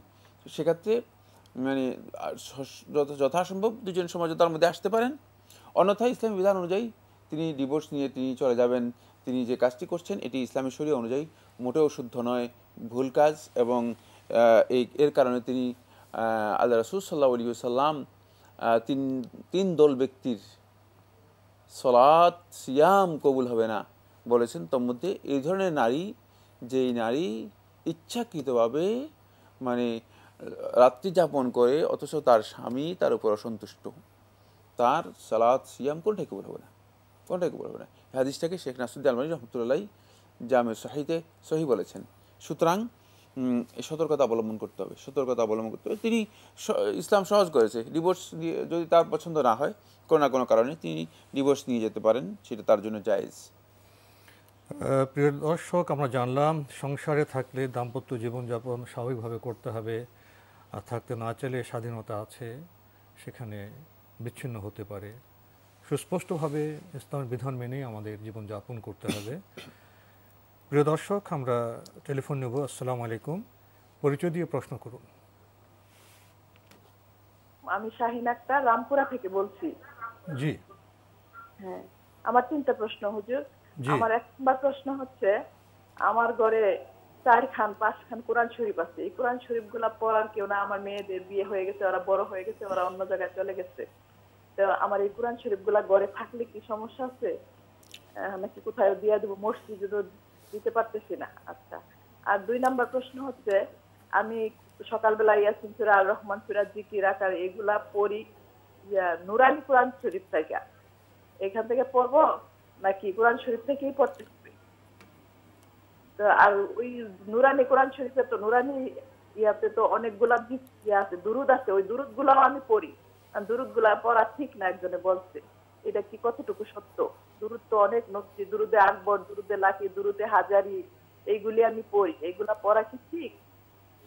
আচ্ছা, আর 3 নাম্বার প্রশ্ন হচ্ছে, নবীজির উম্মত তো সবাই বেহেশতে যাবে, তাইলে সব মুসলমান কি একদিন না একদিন বেহেশতে যাবে? আমরা কি বেহেশতে যাব ইনশাআল্লাহ? ধন্যবাদ আপনাকে। আপনি অনেকগুলো গুরুত্বপূর্ণ প্রশ্ন করেছেন। প্রথম প্রশ্ন, আপনার বাসায় কয়েকটা কোরআন শরীফ আছে, ছেলেমেয়েরা বিয়ে শাদী হয়ে গেছে, চলে গেছে, এখন কেউ বোধ তেমন পড়ে না, এগুলো নিয়ে আপনি কি সমস্যা আছেন? যে ঘরে থাকলে কি সমস্যা আছে, না কি করবেন, না মসজিদে দেবেন? না, যেহেতু কোরআন কারীমের মুসহাফ সম্মানিত এবং পড়ার মতো লোক নেই, সেক্ষেত্রে আপনি মসজিদে দিতে পারেন, মসজিদে মুসল্লিরা তেলাওয়াত করতে পারে, অথবা হেফজুল কোরআন মাদ্রাসা যেগুলোতে আছে মাদ্রাসায়ও দিতে পারেন, যদি সেগুলো কপিগুলো সুন্দর থাকে, ভালো থাকে, সেখানে দিতে পারেন, অথবা যারা মানে কোরআন পড়ার মতো যাদের সুযোগ আছে তাদেরকে দিয়ে দিতে পারেন। আপনি যেহেতু আপনি পড়ছেন না, আপনার কাজে লাগতেছে না, সেক্ষেত্রে আপনি এটা করতে পারেন। কোরআন কারীম ঘরের মধ্যে রেখে দেওয়া, অথচ কোরআন কারীম ব্যবহার হচ্ছে না, পড়া হচ্ছে না, তেলাওয়াত না করা, এটা সুন্দর কাজ নয়, সেক্ষেত্রে এটা করতে পারেন আপনি। উনি আরও জানতে চেয়েছেন, উনি সকালবেলায় সূরা ইয়াসিন পড়েন আর রহমান পড়েন নুরানি কোরআন শরীফ থেকে, এবং নুরানি কোরআন শরীফে উনি বৈশিষ্ট্য উল্লেখ করেছেন, সেখানে অনেক দরুদ আছে, দরুদে হাজারি আছে, এগুলি পড়তে পারেন কিনা? না, প্রথম কথা হচ্ছে আপনি নুরানি কোরআন শরীফ উল্লেখ করেছেন, এটা মিথ্যা কথা। এটা নুরানি ওজিফা কোরআন শরীফ, নুরানি কোরআন শরীফের মধ্যে মানে দরুদ করতে হবে। কোরআনের মধ্যে কেউ দরুদ শরীফ অন্য কিছু যোগ করতে পারবে না, অন্য কিছু যোগ করতে পারবে না, তাহলে এটা কোরআন শরীফ না। নুরানি ওজিফার কথা বলেছেন আপনি, যেটা বলেছেন সেটা হচ্ছে নুরানি ওজিফা। নুরানি ওজিফা থেকে তেলাওয়াতের চেয়ে কোরআনে কারীম থেকে তেলাওয়াত করা উত্তম, কোনো সন্দেহ নেই। নুরানি ওজিফা থেকে তেলাওয়াতের চেয়ে কোরআনে কারীম থেকে তেলাওয়াত করা উত্তম, এটা প্রথম কথা। দ্বিতীয় নম্বর কথা হচ্ছে, নুরানি ওজিফার মধ্যে যে দরুদে হাজারি, দরুদে লাকি, তারপরে দরুদে তাজ ইত্যাদি, দোয়া গুঞ্জুল আশ ইত্যাদি ইত্যাদি যেগুলো উল্লেখ করেছেন, এই সবগুলোই মানে দরুদ না, এগুলো দরুদের নামে চালিয়ে দেওয়া হয়েছে। এগুলো মানে বিকৃত এবং ভুল বিভ্রান্ত মানে বিভিন্ন দরুদ তৈরি করা হয়েছে। ঠিকই বলেছে কেউ, আপনি বলেছেন যে কেউ কেউ বলেছে এগুলো পড়া জায়েজ নেই। হ্যাঁ, এগুলো থেকে উত্তম হচ্ছে আল্লাহ রাসূল সাল্লাল্লাহু আলাইহি ওয়াসাল্লাম যে দরুদগুলো শিক্ষা দিয়েছেন সেগুলো পড়া, যে দোয়াগুলো শিক্ষা দিয়েছেন সেগুলো পড়া। সুতরাং আপনি এই ওজিফা আপনার কাছে না রেখে আপনি কোরআনে কারীম থেকে কোরআন তেলাওয়াত করবেন, আর সহি যেই দোয়ার বইগুলো আছে, সহি ওজিফার যে বইগুলো আছে সেগুলো কালেক্ট করার জন্য চেষ্টা করুন, সহি জানার জন্য চেষ্টা করুন, তাহলে সেখান থেকে আপনি একটা দোয়া পড়লেও আপনার সওয়াব হবে। আর বানাওয়াট মানে লোকদের মানে তৈরি করা জালিয়াতির মাধ্যমে যেগুলো রয়েছে, যেগুলোর মধ্যে শিরক এবং বেদাত রয়েছে, এই ধরনের লক্ষ লক্ষ দোয়া যদি কেউ পড়ে কোনো লাভ নেই, বরং তিনি হেদায়েত থেকে বঞ্চিত হবেন, সওয়াব থেকে বঞ্চিত হবেন, গুনাহগার হবেন। সুতরাং সতর্কতা অবলম্বন করুন। দরুদ প্রসঙ্গ তো দরুদ ইব্রাহিমী, যেটা আমরা নামাজে পড়ি, সেটাই তো শ্রেষ্ঠ, আমাদের শ্রেষ্ঠ দরুদ, যেহেতু রাসূল সাল্লাল্লাহু আলাইহি ওয়াসাল্লাম শিক্ষা দিয়েছেন, সুতরাং এটা আমরা পড়তে পারি, কোনো সন্দেহ নেই। উনি আরেকটি প্রশ্ন করেছেন, ওনার বিবেচনায় রাসূল সাল্লাল্লাহু আলাইহি ওয়াসাল্লামের সব উম্মত বেহেশতে যাবেন, এরপর আবার যোগ করেছেন যারা রাসূল সাল্লাল্লাহু আলাইহি ওয়াসাল্লামের উম্মত তারা একদিন না একদিন তো বেহেশতে যাবেন। না, এই সম্পর্কে কোনো হাদিস সাব্যস্ত হয়নি যে রাসূল সাল্লাল্লাহু আলাইহি ওয়াসাল্লামের উম্মতের সবাই বেহেশতে যাবে এবং একদিন না একদিন সবাই রাসূল সাল্লাল্লাহু আলাইহি ওয়াসাল্লামের উম্মতের মধ্যে জান্নাত লাভ করবে। কারণ উম্মত রাসূল সাল্লাল্লাহু আলাইহি ওয়াসাল্লামের যারা মানে রিসালাতকে স্বীকার করে নিয়েছে, অর্থাৎ মুসলিম যারা হয়েছে, এই মুসলিম হওয়ার পরে তারা যদি ইসলামের উপর, তাওহীদের উপর টিকে থাকে, ঈমানে থাকে, তাওহীদ ঠিক থাকে, তাহলে সে জান্নাতে যাবে। এখন তাওহীদ ঠিক আছে কিনা এটা মানে ওজন করে দেখতে হবে, দাড়ি পাল্লার মধ্যে উঠিয়ে দেখতে হবে যে তাওহীদ ঠিক আছে কিনা। তাওহীদ বিনষ্টকারী কাজগুলোর যে কোনো একটি করলেই তো সে যতই দাবি করুক না কেন, তার এই দাবি আল্লাহ তাআলার কাছে কিছুই না। কিয়ামতের দিন সে এর কোন রেজাল্ট পাবে, তার সে উম্মত না।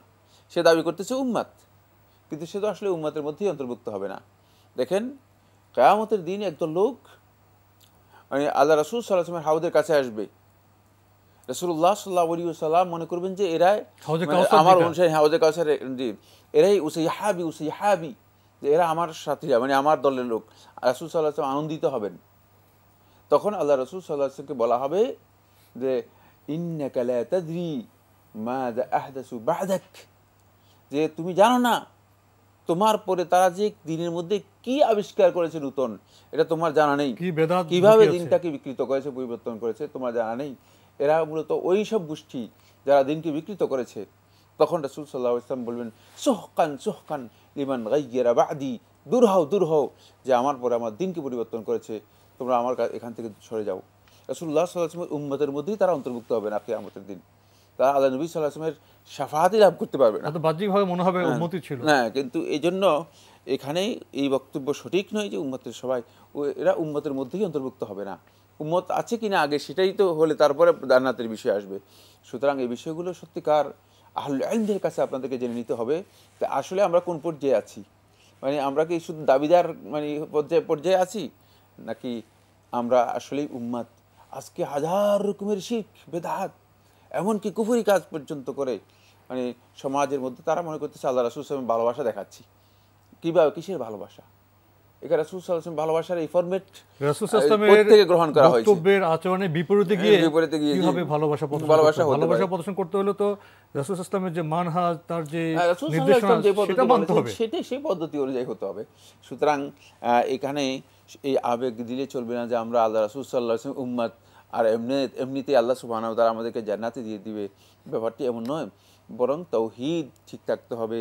তাওহীদ ঠিক থাকলে অবশ্যই বান্দা জান্নাতে যাবে, এতে কোনো সন্দেহ নেই। আলহামদুলিল্লাহ, কেউ কেউ বলে থাকেন কোনো বান্দা যদি ঈমান নিয়ে ইন্তেকাল করেন, আবার পাপও করেছেন, তাহলে হয়তো তার পাপের শাস্তি পাওয়ার পরে ঈমানের কারণে একদিন ভেস্তে যাবে। এমন বক্তব্য কি সঠিক? হ্যাঁ, এটা সঠিক কথা। শর্ত ওই আমি বলেছি যে তাওহীদ তাওহীদ থাকতে হবে। তাওহীদের প্রথমে তো ঈমানের প্রথমে তো তাওহীদ আছে। হ্যাঁ, যদি তাওহীদ ঠিক না থাকে, তাওহীদ যদি ঠিক না থাকে, তাহলে বান্দা জান্নাতের আশা করার সামান্যতম কোনো সুযোগ নেই। বরং রাসূলুল্লাহ সাল্লাল্লাহু আলাইহি ওয়াসাল্লাম দুই দলকে সার্টিফিকেট দিয়েছেন, তার মধ্যে যে তাওহীদ বিনষ্ট করেছে সে জাহান্নামী, জান্নাত তার জন্য হারাম ঘোষণা করে দিয়েছেন। সুতরাং সে কোনোভাবেই যে তাওহীদকে নষ্ট করবে, জান্নাতের আশা করার সামান্যতম কোনো সুযোগ নেই। আমরা জানলাম। প্রিয় দর্শক, প্রশ্ন নিচ্ছি। আসসালামু আলাইকুম, পরিচয় দিয়ে প্রশ্ন করুন। লাইনে আছেন? লাইনে আছেন? জি, হ্যালো, আসসালামু আলাইকুম। ওয়ালাইকুম আসসালাম। জি, আমি যে কোরআন তেলাওয়াত করি সেটার এক সাইডে বাংলা আর এক সাইডে কোরআন আরবিতে, এটা পাঠ করার কোনো প্রবলেম আছে কিনা? ধন্যবাদ। এখন আপনি কোরআন তো এখন নানাভাবে প্রকাশ হচ্ছে, কোথাও দেখা যায় কোনো কোনো জায়গায় আপনার বাংলা উচ্চারণ আছে, আবার আরবি আছে, ও কোথাও দেখা যায় যে আরবি টেক্সটটা আছে, সাথে অনুবাদ আছে। এখন যারা পাঠ করেন তারা কোনটা পাঠ করবেন? না, কোরআন তেলাওয়াত করেন, এক সাইডে আরবি রয়েছে, আরেক সাইডে বাংলা রয়েছে, এতে তেলাওয়াত করতে কোনো নিষেধাজ্ঞা নেই, কোনো অসুবিধা নেই। কোরআন কারীমের তেলাওয়াত আরবি টেক্সটেই করবেন, তেলাওয়াত আপনি করতে পারেন, কোনো অসুবিধা নেই। বাংলা যদি আপনি কোরআন বুঝার জন্য অর্থ থাকে, অর্থ পড়তে পারেন, এটাও কোনো অসুবিধা নেই, বরং এটা আলো ভালো কাজ। কোরআন তেলাওয়াতের সাথে কোরআন বুঝে নেওয়া এটা উত্তম কাজ, কোনো সন্দেহ নেই। সুতরাং এটি কোনো ধরনের অবৈধ কিছুই না। কিন্তু বাংলা উচ্চারণের মাধ্যমে কোরআন তেলাওয়াত করা মানে সঠিক নয়, কারণ হচ্ছে সঠিক উচ্চারণ হয় না, ভুল উচ্চারণ হয়। কোরআন তেলাওয়াত করতে হবে কোরআনের থেকেই, কোরআন তেলাওয়াত হবে কোরআন থেকেই, সঠিক উচ্চারণ আরবি থেকেই সঠিক উচ্চারণ জেনেই তেলাওয়াত করতে হবে। আর বাংলাতে অর্থ আপনি পড়তে পারবেন। কিন্তু মানে এখন আবার এর সাথে দেখা যায় যে অনেকেই মানে নিজের মন মতো কোরআনের মধ্যে বিভিন্ন ধরনের জিনিস ঢুকিয়ে দিচ্ছে, সেক্ষেত্রে সতর্কতা অবলম্বন করতে হবে। আসসালামু আলাইকুম, পরিচয় দিয়ে প্রশ্ন করুন। আসসালামু আলাইকুম, আমি ডক্টর ওয়াদুদ বলছি মিরপুর থেকে। আমি জানতে চাচ্ছি, আসলে অনেক সময় আমাদেরকে বিভিন্ন কাজে বিভিন্ন দেশে যেতে হয়, এবং সেই ক্ষেত্রে নন মুসলিম কান্ট্রিতে আমাদের যেতে হয়, এবং ওই সব দেশে আমরা যখন মাংস জাতীয় খাবার খাই, যেমন মুরগির মাংস বা গরুর মাংস বা খাসির মাংস, এইগুলা কি হালাল ভাবে কাটা হয় কিনা, বা এইগুলা কি খাওয়া আমাদের জন্য জায়েজ কিনা? এবং শোনা যায়, যা বোঝা যায় যে ওইসব দেশে কিন্তু যে পশুগুলা জবাই করা হয় এগুলা মেশিনে জবাই করা হয়, এবং সেগুলা হয়তো আল্লাহু আকবার বলেও জবাই করা হয় না। এই ব্যাপারে আপনি একটু আমাকে যদি জানান তাহলে ভালো হয়। আর দ্বিতীয় প্রশ্নটা হচ্ছে যে আজকাল বিভিন্ন ইলেকট্রনিক মিডিয়ায় দেখা যায় যে পবিত্র কাবা শরীফের ঘরের ভিতরের ছবি দেখানো হচ্ছে, এবং সেই ছবিতে দেখা যাচ্ছে যে একটা বাক্স আছে বা বিভিন্ন ভাবে কিছু কলস জাতীয় জিনিস ঝুলানো আছে। এই বাক্স বা কলস জাতীয় জিনিসের কোনো তাৎপর্য আছে কিনা, বা এই পবিত্র কাবা শরীফের ঘরের ভিতরের ছবি প্রদর্শন করাটা ঠিক কতটুকু যুক্তিসঙ্গত বা কতটুকু আমরা গ্রহণ করতে পারি, এই ব্যাপারে যদি আপনি আমাকে একটু জানান তাহলে ভালো হয়। ধন্যবাদ। ধন্যবাদ আপনাকে। গুরুত্বপূর্ণ কিছু প্রশ্ন আপনি করেছেন। কর্ম ব্যাপদেশে তো বিভিন্ন দেশে আমাদের যেতে হয়, সব দেশ তো আর মুসলিম প্রধান নয়। আপনার প্রশ্ন হলো সেখানে গোস্ত জাতীয় যে খাবার দেওয়া হয় সেটা হালাল কিনা, এবং আপনি জেনেছেন মেশিনে জবাই করা হয় এবং অনেক ক্ষেত্রেই আল্লাহু আকবার বলা হয় না, তো কি করবেন? এবার প্রশ্ন থেকে বুঝতে পেরেছি যে তিনি বিভিন্ন দেশে যান। আসলে বর্তমানে তো সারা পৃথিবীতেই মুসলিমরা বসবাস করে থাকে, কম বেশি রয়েছে। অমুসলিম দেশগুলোতেও প্রচুর পরিমাণে মুসলিমরা বসবাস করে থাকে, এবং অমুসলিম দেশগুলোতে আপনি যে দেশেই যান না কেন সেখানে আপনি দেখবেন যে হালাল ফুড এর জন্য ভিন্ন একটা কর্নার আছে। আপনি জিজ্ঞেস করলেই পাবেন লোকদেরকে, আপনি যখন হোটেলে যাবেন যে আমাদের এখানে হালাল ফুড আছে কিনা, তখন তারা আপনাকে ক্লিয়ার করে দেবে যে না, আমাদের এখানে হালাল ফুড নেই। সেটা আপনি যদি বলে যে হালাল ফুড আছে, সেটা আপনি নিতে পারেন, সেটা আপনার জন্য জায়েজ রয়েছে। কিন্তু যদি হালাল ফুড কনফার্ম না হন, তাহলে সেক্ষেত্রে আপনাকে গোশতের মানে যে ইসলামের শরীয়তের মধ্যে যেগুলো হারামের সম্ভাবনা রয়েছে সেগুলো পরিহার করতে হবে, সেগুলো পরিহার করতে হবে। গোশত ছাড়া তো অনেক খাবার আছে, কারণ মাছ তো রয়েছেই, সুতরাং সবজি আছে, ফিশের যত প্রকার আছে সবগুলো খেতে পারেন, ভেজিটেবলসের যত প্রকার আছে সবগুলো খেতে পারেন, তারপরে মানে মিল্ক আইটেম যা আছে সবগুলো খেতে পারবেন। শুধুমাত্র মানে এখানে একটাই বিষয়, সেটা হচ্ছে মানে গোশতের বিষয়টি নিয়ে একটু মানে সমস্যা থাকবে। এরপরেও দেখা যায় যে প্রায় সকল দেশেই মানে হালাল বিষয়টি কনফার্ম করা থাকে, এবং সেখান থেকে আপনি হালাল কিনে নিতে পারেন, কিনে নিয়ে খেতে পারেন, কোনো অসুবিধা নেই। এটা আগে কঠিন ছিল, কিন্তু বর্তমানে এই বিষয়টি অনেক সহজ হয়েছে। তারপরেও মানে কোনো দেশে একটু খোঁজ নিতে হবে, মানে অ্যাভেলেবল না যে আপনি সবখানে পাবেন, ব্যাপারটা এমন নয়। কোনো বাস্তবতা যদি না পাওয়া যায় হারাম তো আমরা খাবো না, হারাম খাবেন না, হালাল খাবার আমাদের যেতে হবে। আরও প্রশ্ন করেছেন যে এখন তো ইলেকট্রনিক মিডিয়া দেখা যায় যে পবিত্র কাবা শরীফের ভেতরের ছবি দেখানো হয়, সেখানে কিছু বাক্স দেখা যায়, কলস দেখা যায়, এর কোনো তাৎপর্য আছে কি না? আপনার বিশেষ প্রশ্ন হলো পবিত্র কাবা শরীফের ভেতরের এই ছবি দেখানোর কোনো প্রয়োজন আছে কি? প্রথম কথা হচ্ছে এখানে যা আছে আল্লাহর ঘরের ভিতরে, এগুলো আল্লাহর ঘরের হাদিয়া হিসেবে মানে রয়ে গিয়েছে। যারা আল্লাহর ঘরের হাদিয়া দিয়েছে তারা এগুলো আল্লাহর ঘরকে দিয়েছিল, তখনকার সময় থেকে আল্লাহর ঘরে এগুলো রয়ে গিয়েছে। কারণ এগুলো কেউ মানে আর ধরেনি, বা উপহার হিসেবে দেওয়া হয়েছে, গিফট হিসেবে। হ্যাঁ, এগুলো সেভাবেই রয়ে গেছে। বাক্স বলেন, তারপরে কলস বলেন, বদনা বলেন, এগুলো মূলত ওই সময় আল্লাহর ঘরে যারা হাদিয়া দিয়েছিলেন সেগুলো সেভাবে রয়ে গিয়েছে। সেটাকে কেউ আর দখল করেনি বা এগুলো নষ্ট করেনি। হ্যাঁ, কেউ এর আমানত বহন করার মতো ক্ষমতা রাখে না, এই জন্য আল্লাহর ঘরের আমানত আল্লাহর ঘরে রয়ে গেছে। এটা হলো প্রথম কথা। দ্বিতীয় নম্বর বিষয় হচ্ছে সেটা হলো আল্লাহর ঘরের ভিতরে ছবি, এটা প্রকাশ করতে কোনো নিষেধাজ্ঞা নেই। আপনি আল্লাহর ঘরের ভিতরে যাওয়াটা জায়েজ। এখন তো মানে পরিস্থিতির কারণে যেহেতু এখন মানুষ ঢুকলে মানে সেটা কন্ট্রোল করা কঠিন, অনেক আবেগ এসে যাবে, সেটাকে কন্ট্রোল করা যাবে না। এই জন্য মূলত এখন এটাকে মানে করা হয়েছে, লকড করে দেওয়া হয়েছে, এবং বছরে একবার দুইবার পরিষ্কার করার জন্য মানে খোলা হয়ে থাকে। তো কিন্তু আল্লাহর ঘরে তো ঢুকা মানে ছিল, একসময় তো ওপেন ছিল, একসময় দরজা খোলা হতো। সুতরাং আল্লাহর ঘরের ভিতরের ছবি যদি কেউ দেখায় তিনি দেখাতে পারেন, তবে এটা ফজিলতের বিষয় যে এটা দেখলে যে সওয়াব হয়ে যাবে এই ধরনের কোনো বিষয় কোনো বর্ণনার মাধ্যমে বা হাদিসের মাধ্যমে সাব্যস্ত হয়নি, এটা খেয়াল রাখতে হবে। আমরা জানলাম। প্রিয় দর্শক, টেলিফোন নিচ্ছি। আসসালামু আলাইকুম, পরিচয় দিয়ে প্রশ্ন করুন। আসসালামু আলাইকুম। ওয়ালাইকুম আসসালাম। লতিফুর রহমান বলতেছিলাম খাগড়াছড়ি থেকে। জি ভাইয়া বলুন। আমার প্রশ্ন হলো, আমি কয়েকদিন আগে একটা ওয়াজে শুনলাম যে স্বামী স্ত্রী যদি গোসল করে তাহলে ফরজ গোসল মানে যদি বদ্ধ আবদ্ধ বাথরুমে হয় তাহলে কি কাপড় মানে ছাড়াই গোসল করা যাবে? এরকম একটা হাদিস হযরত মুহাম্মদ সাল্লাল্লাহু আলাইহি ওয়াসাল্লাম বলছিল যে তিনি গোসল করেছেন। একসাথে গোসল? জি জি জি একসাথে। আপনার আর কোনো প্রশ্ন আছে? জি আর একটা প্রশ্ন আছে। জি। একটা প্রশ্ন হলো যে আমি যদি বাংলা বুখারী দেখে যদি হাদিস পড়ে যদি আমি আমল করা শুরু করি, বাংলা বুখারী অথবা মুসলিম, জি, তাহলে আমি কি সে ব্যাপারে আমল করতে পারবো? জি, ধন্যবাদ আপনাকে। আপনি একটি ওয়াজে শুনেছেন স্বামী স্ত্রী বদ্ধ বাথরুমে একসাথে গোসল করতে পারবে কাপড় ছেড়ে, ঠিক আছে কিনা? বাথরুমের ভিতরে গোসল করাটা না জায়েজ নয়, জায়েজ রয়েছে, কিন্তু সেখানে রুচি অভিরুচি সৌন্দর্য এই বিষয়গুলো আসবে।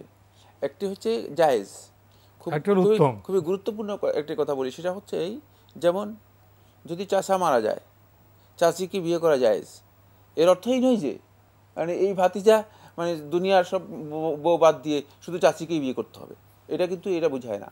ইসলামী শরীয়তে জায়েজের বিধানটি এটা হচ্ছে ইসলামের ওয়াইডনেস, ইসলামের মানে বড়ত্ব, ইসলামের উদারতা। কোনো সময় কোনো ক্ষেত্রে প্রয়োজন হলে, কোনো ক্ষেত্রে কোনো সমস্যা তৈরি হলে সেটা ইসলাম মানে এটাকে অনুমোদন দিয়েছে। সে অনুমোদন দেওয়ার বিষয়টাকে যদি আপনি মনে করেন না এটাই করতে হবে আমাকে, তাহলে এটা ভুল কাজ, এটা ভুল কাজ। প্রত্যেকটা জিনিসের প্রত্যেকটা পর্যায়ে একটা সৌন্দর্য, একটা শালীনতা, একটা ভদ্রতা, একটা চক্ষুলজ্জার বিষয় আছে, সিস্টেম আছে। সেই সিস্টেমটা মূলত ইসলাম মানে আমাদেরকে ফলো করতে বলেছে, মানে সেটা ইসলামের অনুসরণ করার বিধান এবং আমরা অনুসরণ করব। কিন্তু না জায়েজ নয় অর্থ এই নয় যে মানে আপনাকে এই মানে জায়েজ করা হয়েছে এই জন্য এটাই করতে হবে, এটি জায়েজ, কোনো সন্দেহ নেই, এখানে হারাম কোনো গর্হিত কোনো বিষয় নেই। সুতরাং যদি মানে কেউ করেন তিনি করতে পারেন, কিন্তু তার এই মানে বিষয়টি মানে খুব বেশি রুচিসম্মত অথবা এটা শালীন কোনো সময় প্রয়োজনে করতে পারেন, কিন্তু এটা উত্তম নয়। জি, এটা উত্তম বা এটা কোনোভাবেই মানে, কারণ প্রত্যেকটা ক্ষেত্রেই মানে একটা বিষয় রয়ে গিয়েছে, সেটা রাসূলুল্লাহ সাল্লাল্লাহু আলাইহি ওয়াসাল্লাম স্পষ্ট করেছেন, ভিন্নভাবে উল্লেখ করেছেন। দেখুন ইমানের যখন স্টেজগুলো রাসূল সাল্লাল্লাহু আলাইহি ওয়াসাল্লাম বর্ণনা করলেন, একেবারে সর্বশ্রেষ্ঠ স্টেজ বর্ণনা করেছেন, একেবারে নিম্নের যে স্টেজটা সেটা বর্ণনা করেছেন। এরপরে আল্লাহ নবী সাল্লাল্লাহু আলাইহি ওয়াসাল্লাম এই সবগুলো থেকে একটা স্টেজকে বেশি নিয়েছেন, যে স্টেজটা ইমানের সকল স্টেজের জন্য গুরুত্বপূর্ণ, মানে সকল স্তরের জন্য গুরুত্বপূর্ণ। এই জন্য বলছেন ওয়াল হায়াউ শুরবাতুম মিনাল ঈমান, আর লজ্জা হচ্ছে ঈমানের একটি অধ্যায়, গুরুত্বপূর্ণ একটি বিষয়, পার্ট, গুরুত্বপূর্ণ একটা উপত্যকা। মানে যেখানে তুমি মানে এটাকে ঠিক রাখতে পারবে তখন তোমার এই প্রত্যেকটা জিনিস তোমার মানে সুন্দর শালীন হবে। ফলে আল্লাহ নবী সাল্লাল্লাহু আলাইহি ওয়াসাল্লাম মানে লজ্জাকে কিভাবে ভূষণ হিসেবে গ্রহণ করেছেন, সাহাবায়ে কেরাম বলতেন যে নবী সাল্লাল্লাহু আলাইহি ওয়াসাল্লামের মানে আচরণে আমরা উপলব্ধি করতে পারতাম যে একজন যুবতী নারী যেমন লজ্জায় নিজেকে আবৃত করতে খুব মানে করে, রাসূল সাল্লাল্লাহু আলাইহি ওয়াসাল্লাম এইভাবেই লজ্জাকে নিজের ভূষণ হিসেবে গ্রহণ করেছেন। তো এখানে লজ্জার বিষয়টি অত্যন্ত গুরুত্বপূর্ণ। এখানে নির্লজ্জ হয়ে যাওয়ার বিষয়টি ইসলামের সৌন্দর্যের পরিপন্থী। ইসলাম মানে কোনো বিষয়ে অনুমোদন দিলেই খেয়াল রাখতে হবে যে সেখানে লজ্জা, সৌন্দর্য, আবরণ এই বিষয়গুলো ইসলামের দৃষ্টিভঙ্গি। তাই ওয়াজে যিনি বলেছেন তিনি এটা স্পষ্ট করা দরকার ছিল যে এটা আসলে কতটুকু মানে লজ্জার দিক থেকে কতটুকু মানে এটা সঙ্গত বা শালীন, এই বিষয়টি জায়েজ, এতে কোনো সন্দেহ নেই।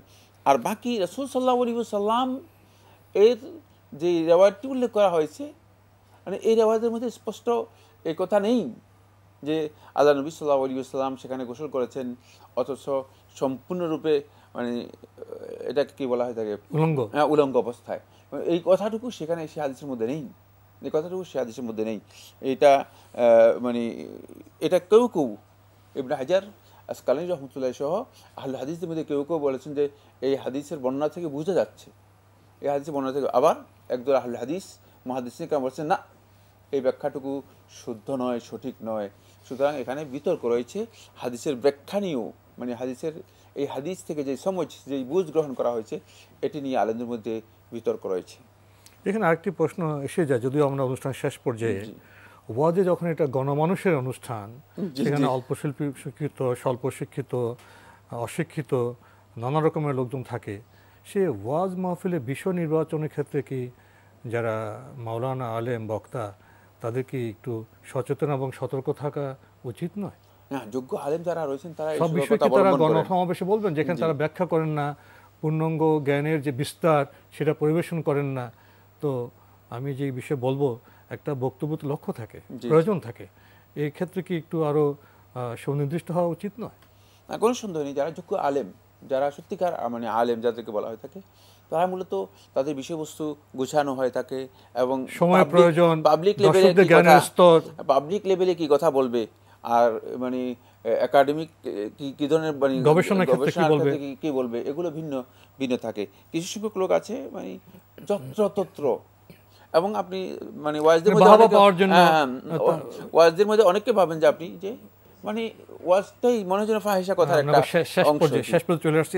যদি এক বাক্যে বলতেন, কেউ বাংলা বুখারী বা মুসলিম শরীফ পড়ে কি আমল করতে পারবে? কেন পারবে না? যদি তিনি বুখারী পড়ে বুঝেন এবং বুখারীর নির্দেশনা তিনি অনুসরণ করেন, তিনি আমল করতে কোনো বাধা ইসলামী শরীয়তের মধ্যে নেই। কে বাধা দিবে আল্লাহ রাসূল সাল্লাল্লাহু আলাইহি ওয়াসাল্লামের হাদিস মানার ক্ষেত্রে? জি, প্রিয় দর্শক, সময়ের কারণে আমরা আজকে আর প্রশ্ন নিতে পারছি না, তবে আপনাদের অবগতির জন্য জানাতে পারি, আপনার জিজ্ঞাসা অনুষ্ঠান সপ্তাহে রবি, সোম, মঙ্গল, বুধ এই 4 দিন বিকেল 5:30টায় সম্প্রচার হয়ে থাকে। ওইসব অনুষ্ঠানে আপনারা মনোজায়গা প্রশ্ন চিঠির মাধ্যমে, ইমেলের মাধ্যমে পাঠাতে পারেন। আমাদের ঠিকানা পরিচালক আপনার জিজ্ঞাসা, এনটিভি, বিএসসিসি ভবন, 7ম তলা, 102 কাজী নজরুল ইসলাম অ্যাভিনিউ, কারওয়ান বাজার, ঢাকা 1215। ইমেল অ্যাড্রেস আপনার জিজ্ঞাসা @ntvbd.com। এছাড়া আমাদের অনুষ্ঠান দেখতে লগ ইন করুন www.ntvbd.com। ইউটিউবে এবং আমাদের ভেরিফাইড ফেসবুক পেজে অনুষ্ঠান দেখতে পারবেন।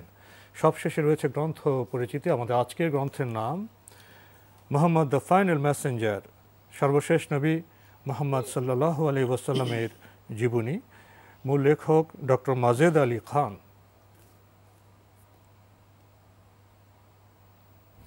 এই গ্রন্থটি আন্তর্জাতিক সিরাতুন নবী প্রতিযোগিতায় 1182টি পাণ্ডুলিপির মধ্যে দ্বিতীয় পুরস্কার প্রাপ্ত। এই গ্রন্থটি বাংলায় অনুবাদ করেছেন, রূপান্তর করেছেন মোহাম্মদ নাসির উদ্দিন, প্রকৌশলী হাফেজ রাফাব তাহসিন, প্রকাশ করেছে দারুস সালাম বাংলাদেশ। এই গ্রন্থটি যদি আপনারা পেতে চান, মোবাইলে যোগাযোগ করতে পারেন 017158196869। আবারও বলছি 017158196869। গ্রন্থটির মূল্য 600 টাকা মাত্র। দীর্ঘ সূচি রয়েছে। আরব উপদ্বীপের ঐতিহাসিক প্রেক্ষাপট, রাসূলুল্লাহ সাল্লাল্লাহু আলাইহি ওয়াসাল্লামের আগমনের পূর্বে বিশ্বের সামাজিক ও রাজনৈতিক অবস্থা, আরব উপদ্বীপের ভূতাত্ত্বিক প্রেক্ষাপট, প্রাথমিক জীবন, মক্কায় ইসলাম প্রচার, হিজরতের 2য় বছর, আরও অনেক বিষয় রয়েছে। যদি এক বাক্যে বলতেন কিছু। নবী সাল্লাল্লাহু আলাইহি ওয়াসাল্লামের জীবনী আমরা যতই জানবো ততই আমরা সত্যিকার নবী সাল্লাল্লাহু আলাইহি ওয়াসাল্লামকে ভালোবাসতে পারবো। আর নবী সাল্লাল্লাহু আলাইহি ওয়াসাল্লাম ভালোবাসা সেটি ঈমান। নবী সাল্লাল্লাহু আলাইহি ওয়াসাল্লাম ভালোবাসা হচ্ছে ঈমান। সুতরাং যার অন্তরে নবী সাল্লাল্লাহু আলাইহি ওয়াসাল্লাম ভালোবাসা নেই, সে ঈমানদার নয়, সে বেঈমান। তো আজকে আমাদের এখানে শেষ করতে হচ্ছে। আপনাকে অনেক ধন্যবাদ। আপনাকে অশেষ ধন্যবাদ। প্রিয় দর্শক, দেখা হবে ইনশাআল্লাহ আগামী জুমাবার একই সময়ে। দর্শক, মহান আল্লাহ আমাদের সবাইকে নিরাপদে রাখুন, রাখুন শান্তিতে। আসসালামু আলাইকুম। আল্লাহ আমার রব, এই রবি আমার সব, দামে দামে তুন মনে তারি অনুভব। তোমার দুনিয়াতে আমি যেদিকে তাকাই